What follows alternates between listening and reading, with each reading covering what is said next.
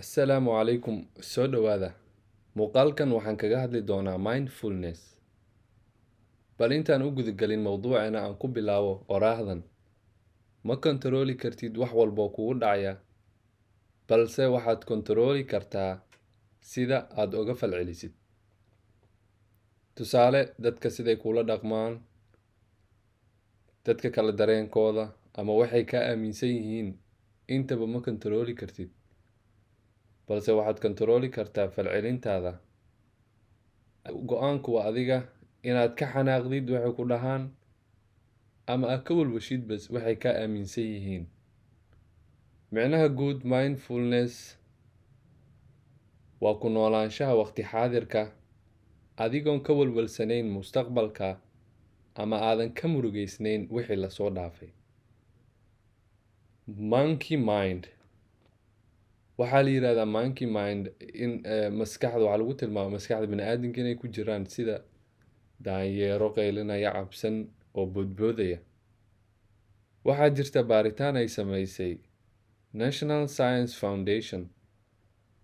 Celcelis qofkiiba maalintii 12,000 ilaa 60,000 oo fikradood ay ku soo dhacaan maskaxdiisa. Haddaba kumanaankaas fikradood boqolkiiba 80 waa kuwo negative ah ama aanan wanaagsanayn oo gadaal kuu reebi kara. Boqolkiiba 95 waa kuwo ka soo laabtay fikradihii shalay. Waxaa kaloo jirta daraasad ayadana ka agdhow ay samaysay jaamacadda Cornell University, taasoo saynisyahano ay soo heleen boqolkiiba 85 waxaan ka walwalayno weligeeda maysan dhicin. Ma dhacaan boqolkiiba 85 ba waxaan ka walwalayno.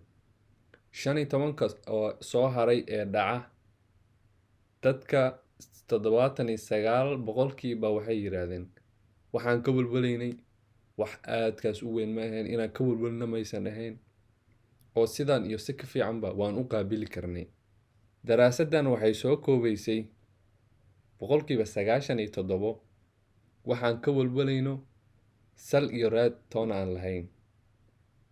Maskaxda tiriig ay kula dheelaysaa, waxaan jirin, way jirtaa mararka qaar ay ka cabsinayso, balse marka aad si toosa u qaabishidna aad fudeed ku arki doontid. Waxaa jirta siyaabo badan oo loo practice gareeyo mindfulness-ka, balse midda ugu caansan waa deep breathing-ka. In oo neeftaada aad focus ka saartid oo wax kale aadan ka fikirin. Mar hadday bilowdo maskaxdaada inay mustaqbalka aado mise wixii lasoo dhaafay inay ka fikirta ay bilowdo, aad soo celisid oo maskaxdii ku soo celisid. Waana la neefsadaa oo neefta waa la badiyaa.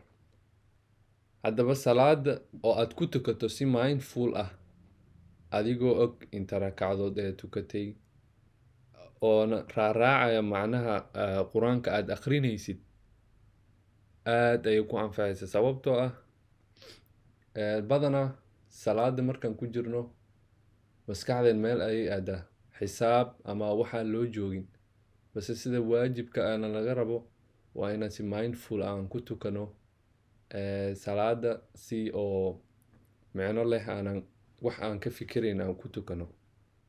Hadda ka hor buug aan akhrinayay, waxaa qoray buuggaas Dale Carnegie, waxaana la yidhahdaa How to Stop Worrying and Start Living. Buuggaas anoo akhrinaya waxaan ku arkay oraah iga yaabisay cajiib ah.